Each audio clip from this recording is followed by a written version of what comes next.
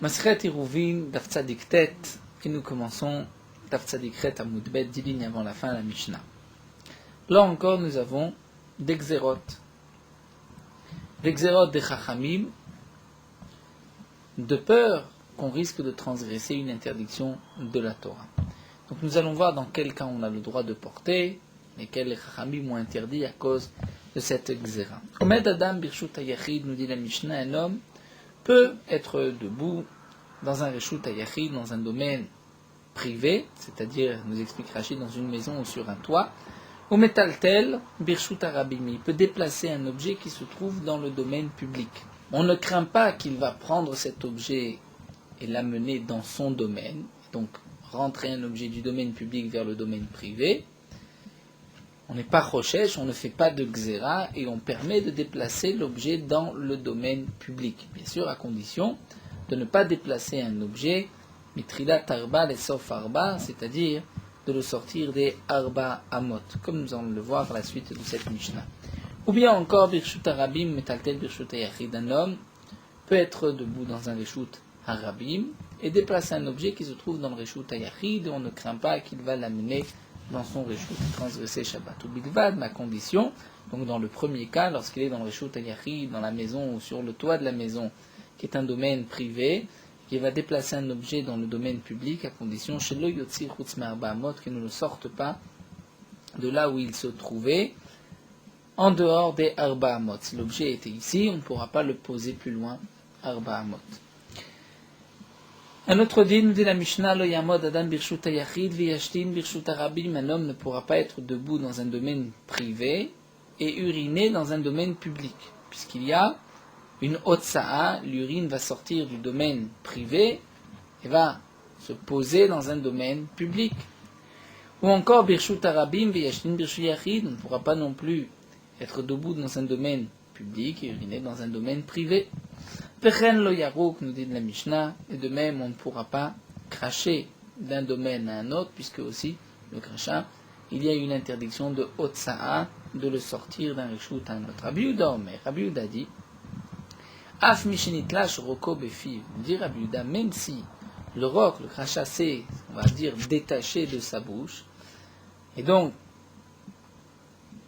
il a un crachat dans la bouche, lo yalech arba amot achiaruk, il ne pourra pas marcher arba amot avant de l'avoir craché. Pourquoi ?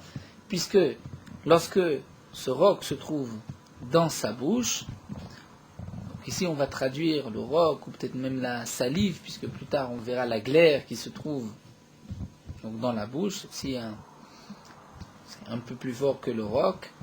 Donc ici le roc, la salive, le crachat, lorsqu'il s'est, on va dire, détaché dans sa bouche, il ne pourra pas marcher arba amot avant de l'avoir craché, puisque sinon, il le porte, puisque nous dit Rashi, étant donné qu'il doit être craché, il va être jeté, donc tant qu'il est dans la bouche, c'est encore un poids. Et donc, de le déplacer arba amot, même dans la bouche, on transgresse Shabbat. Alors la Gemara reprend le premier din. Nous avons vu dans le premier din un homme peut être debout dans un reshut hayachid, déplacer un objet dans le reshut harabim, on ne craint pas qu'il va prendre cet objet et l'amener vers lui. Maintenant, Rav Chanina bar Shalmaya le Chiya bar Rav kameh de Rav. Rav Chanina bar Shalmaya a enseigné à Chiya bar Rav devant Rav, différemment de ce qui est marqué dans la Mishnah. Il lui a dit, le yamod adam birshut hayachid ou metaltel birshut harabim. Un homme ne pourra pas être debout dans un domaine privé et déplacer un objet dans le domaine public.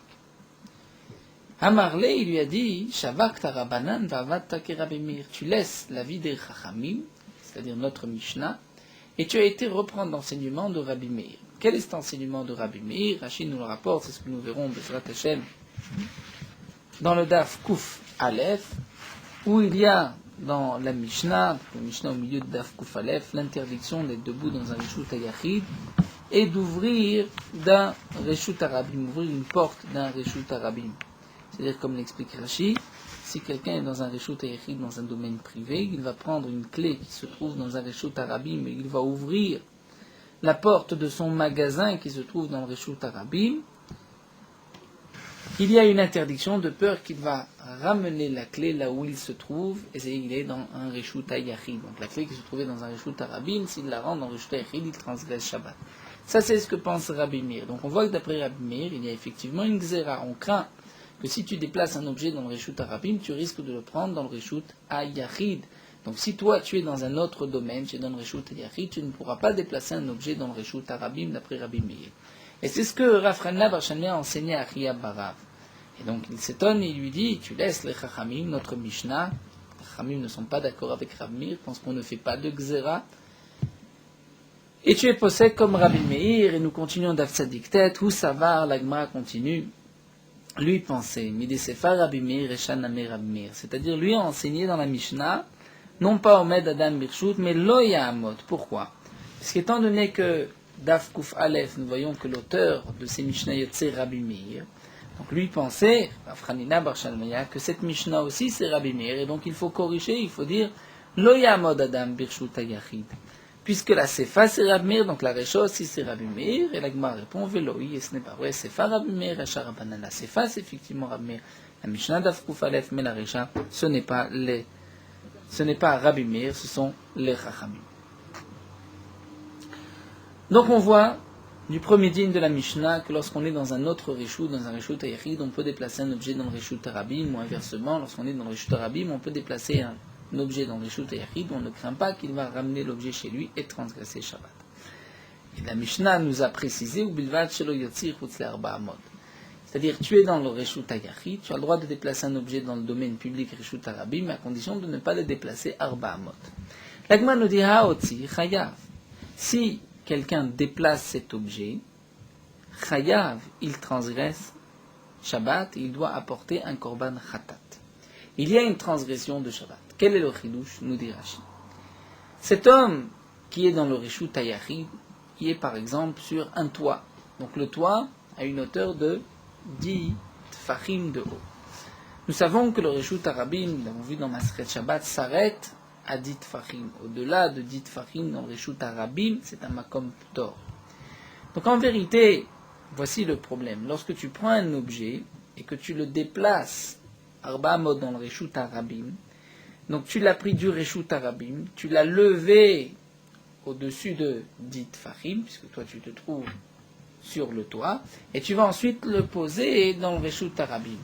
Donc l'objet est passé d'un Reshut Arabim Akira Anacha dans le Reshut Arabim en passant par un Makom Ptor. Et donc la Mishnah nous dit à condition que tu ne fasses pas ainsi. Ça voudrait dire que si je fais cela, Chayav Khatat. Donc nous dit la Gemara, Lema Mesaïl, les Rava, nous avons peut-être une preuve à cet enseignement de Rava. Rava a dit d'Amarava, ce que nous avons vu dans Masechet Shabbat, Amavi, Chefetz Mitrilat Arba Lesof Arba, si quelqu'un déplace un objet, et la Gemara l'avait rapporté d'Al-Tzadikred dans l'ave précédent, Amavi, Chefetz Mitrilat Arba Lesof Arba, si un homme déplace un objet, donc Arba Amot dans un domaine public, nous avons vu qu'il y a aussi une interdiction Shabbat, Veviro Derechanav, il l'a fait passer au-dessus de, sur lui, au-dessus de sa tête, au-dessus de Asarat Fachim, donc il est passé par un domaine Makom Ptor, mais il ne s'est pas arrêté dans ce Makom Ptor, nous dit Rava, il est Chayav. Puisqu'en fin de compte, l'objet était dans le domaine public, il y a eu une Akira, il a été déplacé, il a été ensuite posé dans le domaine public, il est Chayav, même s'il est passé entre-temps dans un Makom Ptor. Donc notre Mishnah, a priori, dit la même chose. La Gemara reprend et dit Mikatane imotzi Chayav, dans la Mishnah, c'est pas marqué que si tu déplaces l'objet Arba Amot Chayav, c'est marqué, il ne faut pas le faire. Mais si tu l'as fait, Dilma imotzi Patour Avalassour, tu es Patour, mais c'est Assour, c'est une interdiction Midi Rabbanan. D'après l'autre version, Ikade Amre, Haotzi Patour Avalassour. Donc la Mishnah, d'après cette version, on va expliquer ainsi la Mishnah. La Mishnah nous dit à condition que tu ne déplaces pas l'objet Arba Amot, ça voudrait dire que si tu le déplaces, si tu es Motzi, cet endroit cet objet Chutz Arba Amot, donc on va dire, il est Patour Avalassour. C'est Patour, il ne transgresse pas Shabbat, mais c'est interdit. Donc les Matevetiyouf des Rava. Est-ce que c'est une question contre Rava? Damar Rava Mavim Triatarba et Sofarba Vivur de Khalav Chayav. Rava a dit qu'il est Chayav, comme nous l'avons vu. La Gemara dit non. Il n'y a pas de contradiction. Mikatane Otsi Patour Avalassour, Dilma Imotsi Chayav Khata. Dans la Mishnah, c'est pas marqué. Le diouk, la déduction n'est pas marquée. Quel est le din s'il l'a sorti Arba Amot? Est-ce qu'il est Chayav ou pas? C'est pas marqué. Donc tu as voulu l'expliquer Patour Avalassour, nous dit la Gemara, non, peut-être que c'est Chayav Khatat, comme nous l'a dit Rava. Donc nous avons vu le premier din de la Mishnah, donc d'après les Chachamim, un homme peut être dans un domaine et déplacer un objet qui se trouve dans un autre domaine.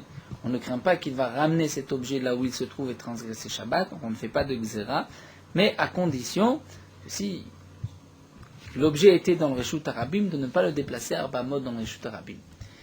Si malgré tout il déplace cet objet, donc Rava nous a dit qu'il est Chayav Khatat, même s'il est passé par le Makom Ptor. On continue avec le deuxième din de la Mishnah concernant celui qui urine ou qui crache d'un domaine à un autre. Lo yamad adam birshut hayachid amar Rav Yosef ishtin verak chayav khatat. Nous dit Rav Yosef, si un homme est dans un domaine et urine dans un autre domaine, ou bien il crache dans un autre domaine, chayav khatat. Pourtant, demande la Gemara, nous avons vu dans Masechet Shabbat que pour transgresser la melacha de Otsa, il faut d'abord une akira, arracher un objet d'un endroit, akira, ok, le déplacer, et ensuite le poser dans un autre endroit. L'objet doit être, dans les deux cas, d'abord posé, et ensuite, il faut le poser. Mais nous avons vu aussi que l'objet doit être posé dans un endroit qui est chashuv, important, arba tfachim, au moins sur arba tfachim, il doit être posé sur un endroit de arba tfachim. Donc ici, la question de Rav Yosef, c'est que la question de l'agma sur Rav Yosef, va'abainan akira vanacham al gabe makom dalet veleka.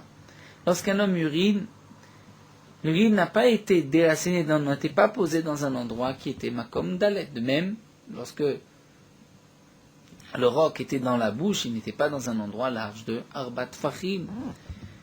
Et donc, veleka, puisqu'il n'y a pas d'homme, donc il ne devrait pas y avoir d'interdiction de Shabbat, l'agma répond, marshavato mashvele makom. C'est vrai qu'il n'y a pas, mais étant donné que lui veut l'enlever, veut faire sortir cette urine, il a besoin de sortir, ou bien il veut cracher ce qu'il a dans la bouche, eh bien, cette marshava, cette intention de le déplacer, va donner une chashivut à l'endroit où l'urine ou bien le roc se trouvait, comme si c'était un endroit de dalet, puisque le principe de makom dalet, nous l'avons vu dans Masechet Shabbat, rapporté Tosfot, c'est un makom chashuv, un endroit important.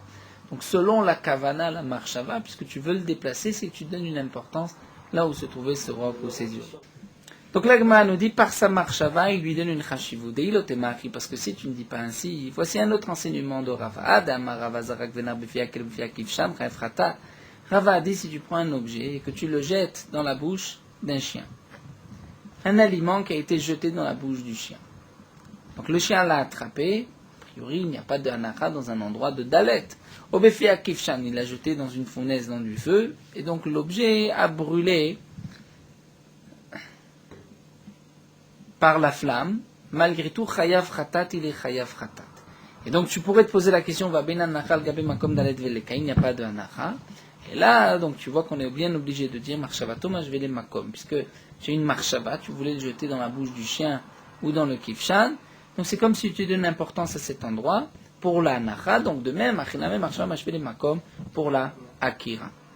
La Gemara continue et demande Bae Rava. Ou birshut hayachid ou fiyama birshut harabim.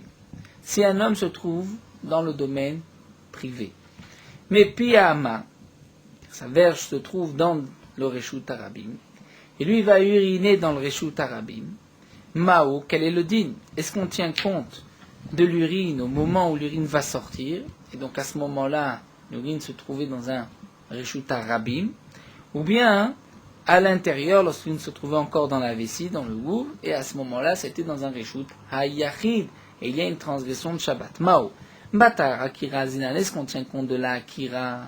Et donc, puisque le gouffre se trouve dans le Reshut HaYachid, le corps, donc il a le statut de Reshut HaYachid, et donc il sort l'urine du Reshut HaYachid vers le domaine public. Ou bien Bata Yetzias Dinan, on tient compte de la sortie, au moment où il est sorti, donc la Piyama se trouve dans le domaine public, et donc il n'y a pas de Akira du Reshut HaYachid. C'est une question que la Gemara pose, question de Rava, Tekou, qui n'est pas répondu, que la Gemara laisse en suspens. De même, la Gemara continue, Vechen lo yaro, que nous avons vu qu'on ne peut pas cracher d'un domaine à un autre. Et Rabbi Yehuda a dit, même si quelqu'un a le roc, donc la salive, le roc dans sa bouche, Mishenitlash, Roko, lo yalech, il ne pourra pas marcher Arba Amot. Nous allons voir qu'il y a plusieurs étapes dans le roc, c'est-à-dire dans la salive, le glaire. Même dans la salive et un crachat, il y a d'abord un moment où il n'est pas encore nitlash, il ne s'est pas détaché de son corps, de sa gorge. Et il y a aussi ce que nous allons voir hafirba, c'est-à-dire qu'il ne l'a pas renversé, il ne l'a pas préparé à sortir.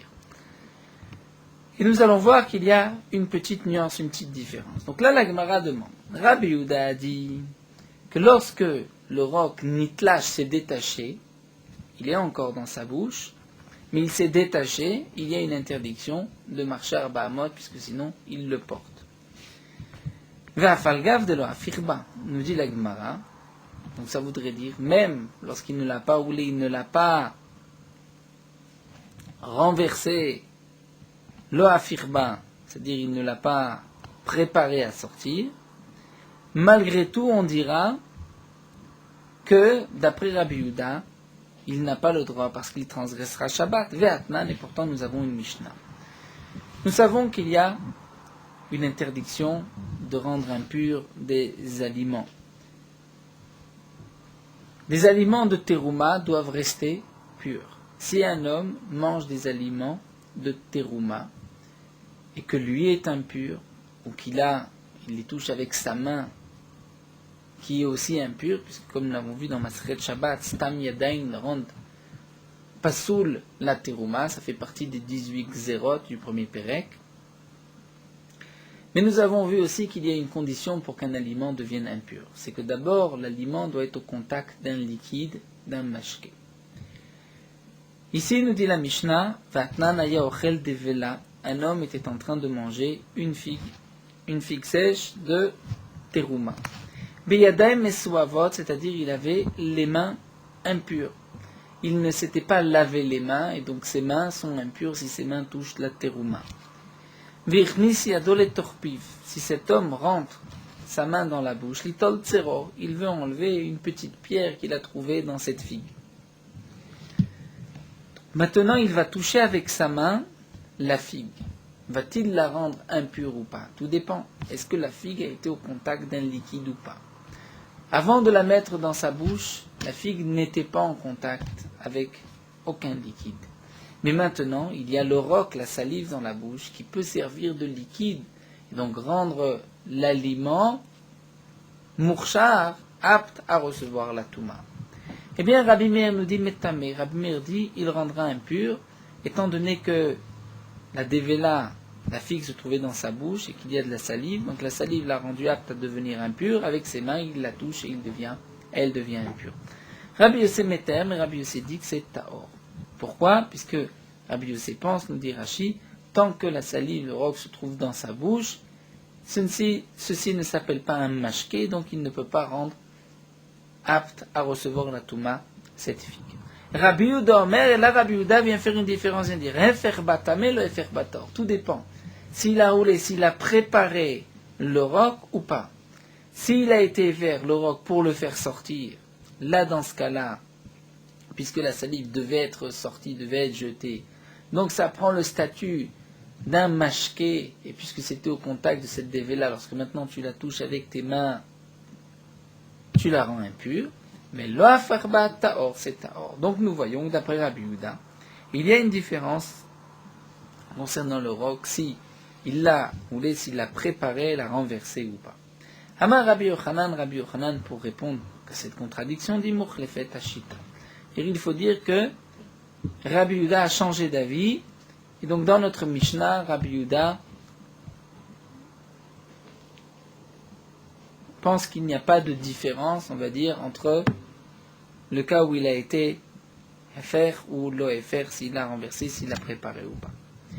Resh Lakish Amar, Resh Lakish dit Leolam no Tachlif. On pourrait maintenir les deux enseignements de Rabbi Yehuda sans dire que Rabbi Yehuda a changé d'avis.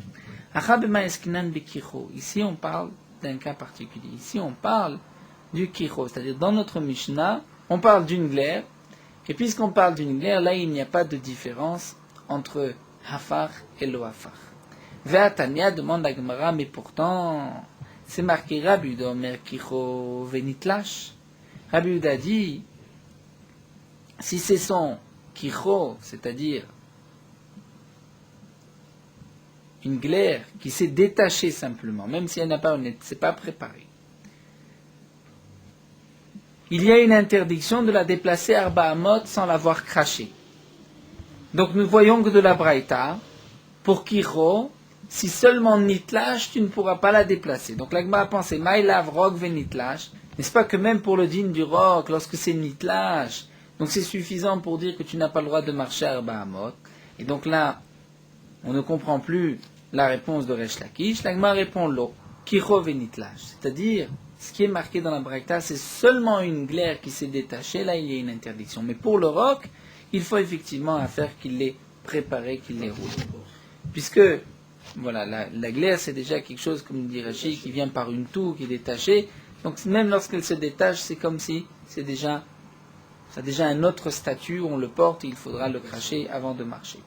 Demande l'agma va à Tania, pourtant nous avons une braïta où c'est marqué Rabbi Domer Kicho Shenitlash Vechen Roko Shenitlash Le'er Barmot Chachiyaru.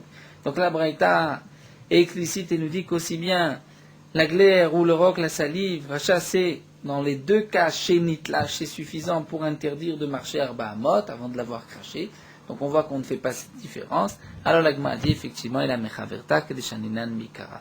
Donc on doit dire, comme nous avons dit au départ, que Rabbi Yehuda a changé d'avis. Nous terminons ce din de la Mishnah avec une halakha de Resh Lakish, Amar Resh Lakish, Kiyar bifnei rabo chayav mita. Si un homme, Ram, a craché devant son maître, donc a jeté une glaire devant son maître, chayav mita, il est chayav mita, il devrait être puni par la peine de mort bidei shamayim. Sheneema, comme c'est marqué dans le pasouk. Et nous avons un pasouk qui dit Kol mesanai avu mavet. Tous ceux qui me détestent ont aimé la mort. La Gemara dit Altikre les mesanai, ne dit pas ceux qui me détestent, et là les masniai, c'est-à-dire ceux qui font en sorte que par la suite les gens vont détester la Torah. C'est-à-dire, comme Rachid explique ailleurs, que lorsqu'un Talmid Chacham donc ne se conduit pas bien, les gens vont dire tiens, si c'est ainsi que se conduit celui qui étudie la Torah, donc ils vont au contraire avoir un rejet pour la Torah, détester la Torah, et donc là, à vous m'avez, ils risquent la mort.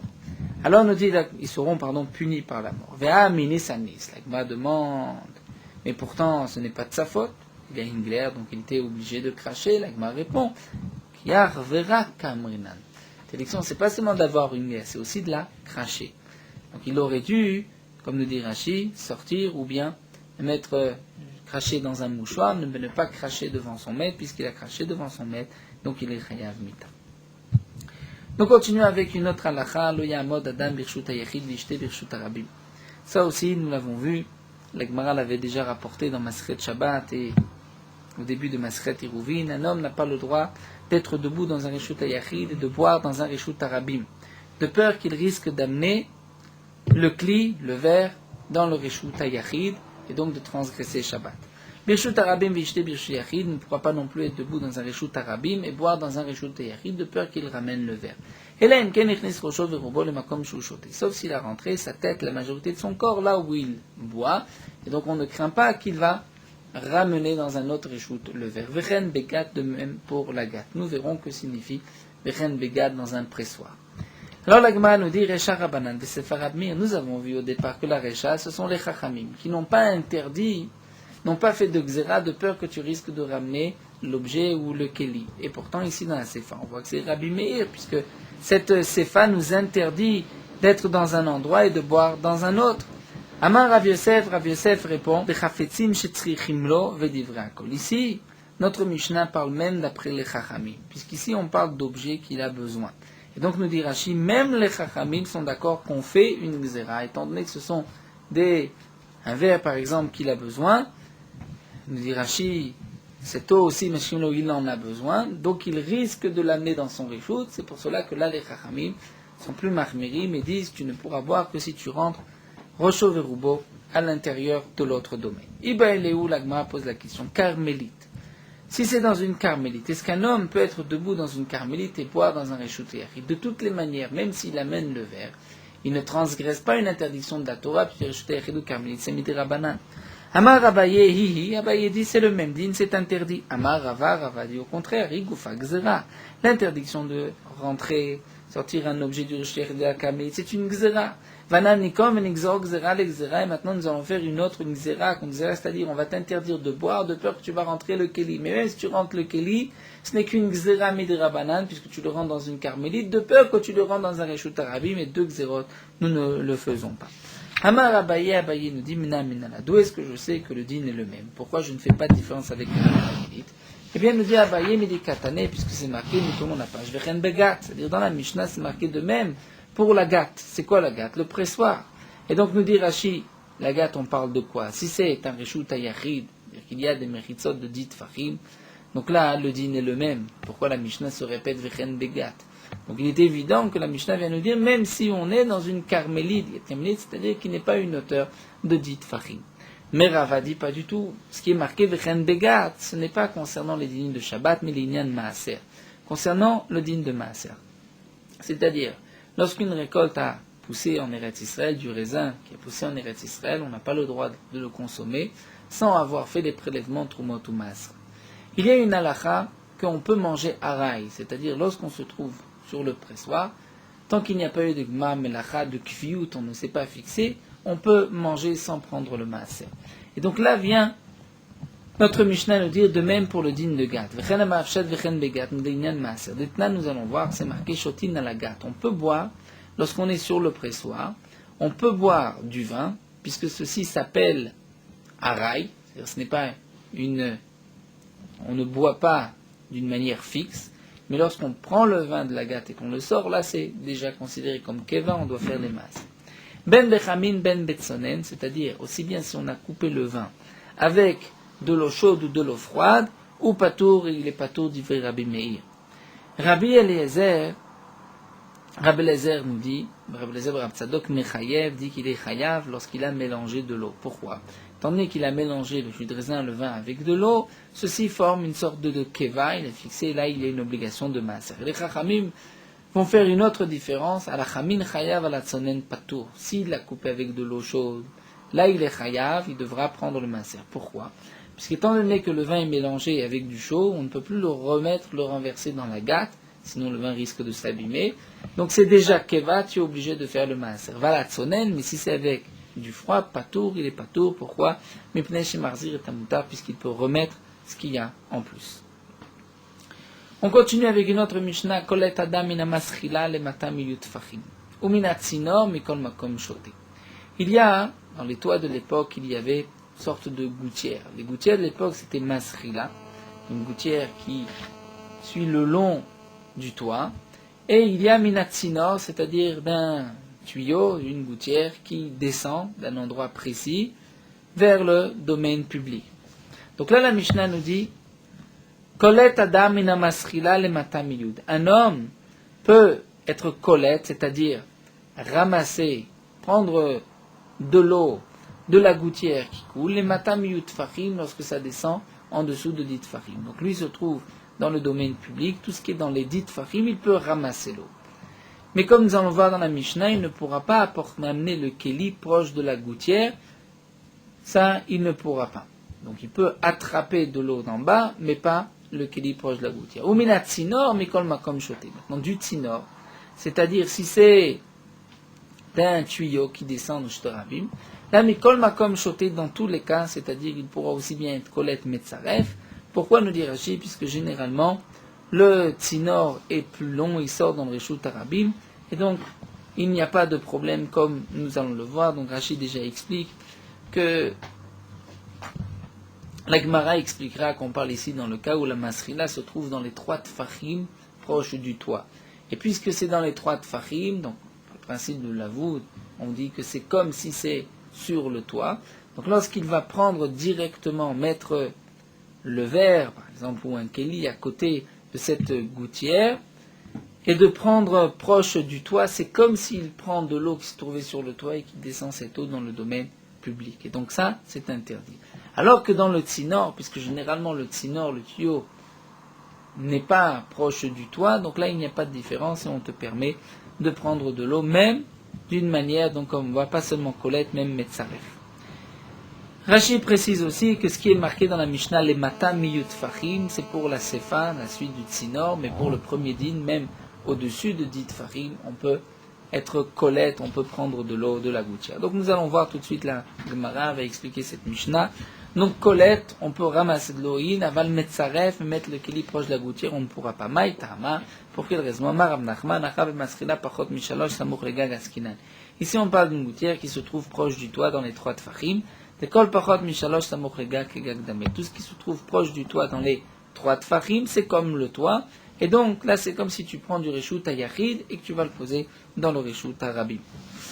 Tanana me'achid, nous avons même une braïta qui va dans le même sens, qui nous dit, Omed adam birshut yachid, un homme peut être debout dans un reshut yachid, ou magbiya, yado le ma'ala masat fachim, il peut lever la main au-dessus de dit fachim, les pachot mishlosha samuch legag.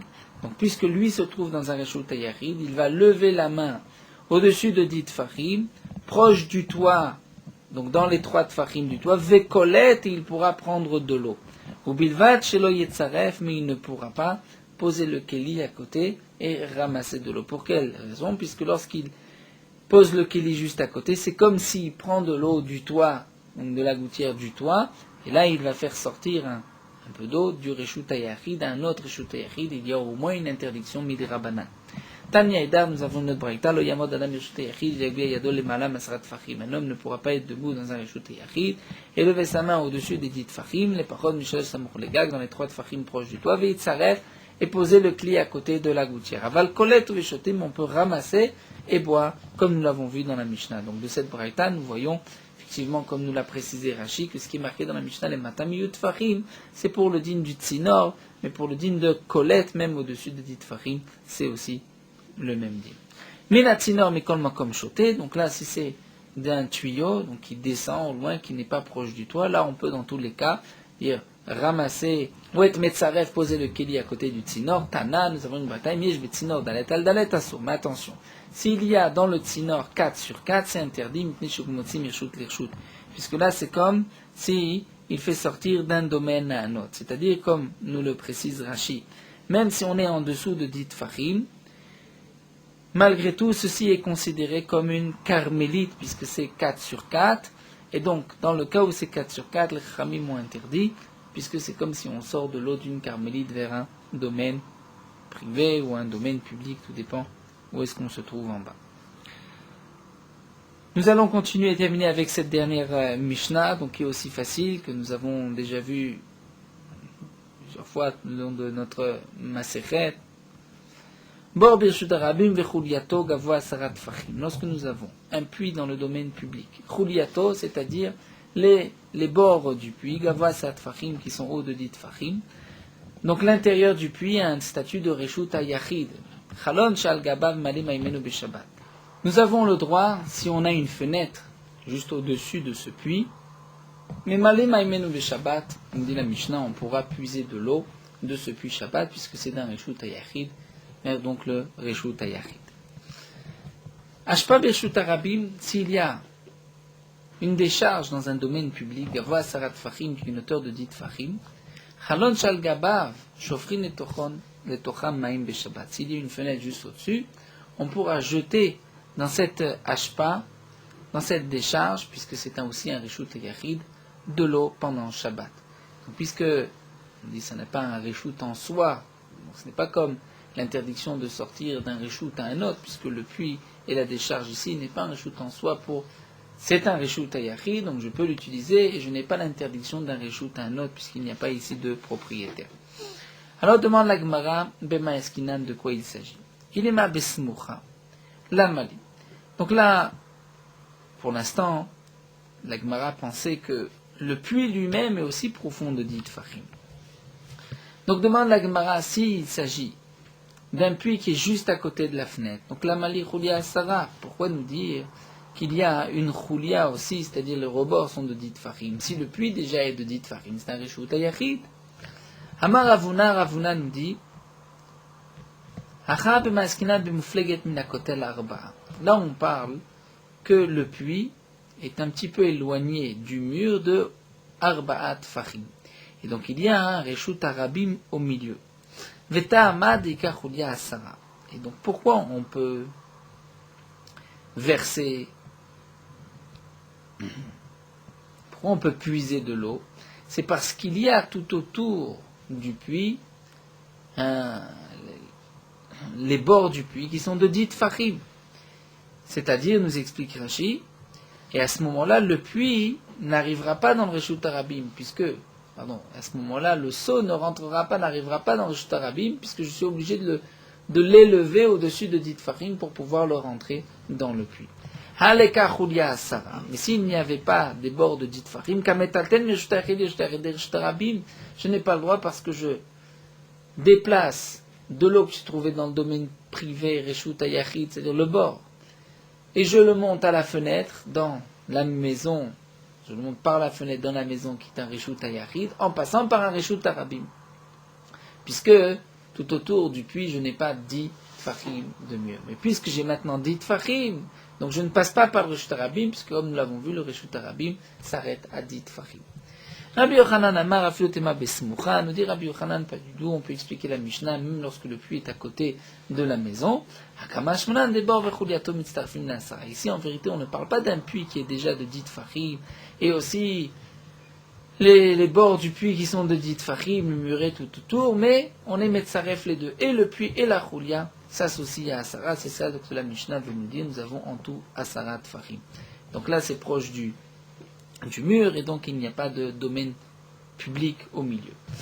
Ashpa Reshut Harabim, nous avons vu aussi dans la Mishnah que lorsqu'il y a une Ashpa, donc une décharge dans Reshut Harabim, qui a une hauteur de 10 Fahim et large de 4 sur 4, ceci a le statut de Reshut Hayachid. La demande, on ne craint pas que peut-être cette Ashpa, cette décharge va être enlevée. Ve'a Ravin Barav Ada Amar Ravitzrak, pourtant Ravin Baravada dit non Ravitzrak. Maaseh de Mavoy Echad, c'était le cas d'un Mavoy.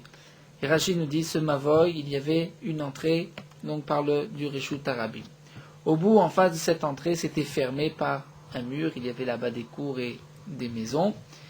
D'un côté, Tzido Echad Kaleleyam, il y avait la mer, d'un côté, Tzido Echad Kalelashpa, de l'autre côté, il y avait une décharge. Donc du côté de la mer, il y avait quand même 10 Fahim de haut, muré jusqu'à la mer. De l'autre côté, il y a une décharge, donc nous avons des Mechitzot tout autour de ce Mavoy. Lorsque la question s'est posée à Rabbi, il n'a pas dit ni si c'est permis, ni si c'est interdit. Pourquoi? Il n'a pas dit que c'est permis. Il craignait que peut-être la hashpa, la décharge, allait être déplacée. Et donc ensuite, on risquait de se retrouver avec un mavoy qui n'a pas de mechitzot. Ou bien, il y a la ayam sirton, c'est-à-dire qu'il pouvait y avoir la mer qui allait ramener un peu de sable, nous dit Rashi, et qu'ensuite, lorsque la mer allait sortir, le sable allait durcir, et ceci c'est devenu le karkaolam, donc le sol, et donc nous n'avons plus de mechitzot. Issour le amarbo, pourquoi Rabbi n'a pas non plus interdit d'akami mechitzot? Parce que pour l'instant, il y a quand même des mechitzot. En tout cas, nous voyons que Rabbi craignait que peut-être la hashpa, la décharge allait être enlevée, et on risque donc de transgresser, de porter alors que nous n'avons plus de mur. Donc là aussi, comment se fait-il qu'on permet de jeter de l'eau? Peut-être que la hashpa va être enlevée. L'agma répond, le kasha des yachid des rabim. Tout dépend si c'est des yachid ou des rabim. Donc lorsque c'est une décharge d'un yachid, d'un particulier, là on craint que peut-être il va enlever ensuite les détritus à des rabim, mais lorsque ça sert à plusieurs personnes, puisque tous les jours, continuellement, les gens jettent des décharges dessus, donc on ne craint pas que on va enlever cette décharge et qu'on n'aura plus de Reshut Hayachid, puisque la décharge va diminuer. Nous allons nous arrêter ici à cette Mishnah.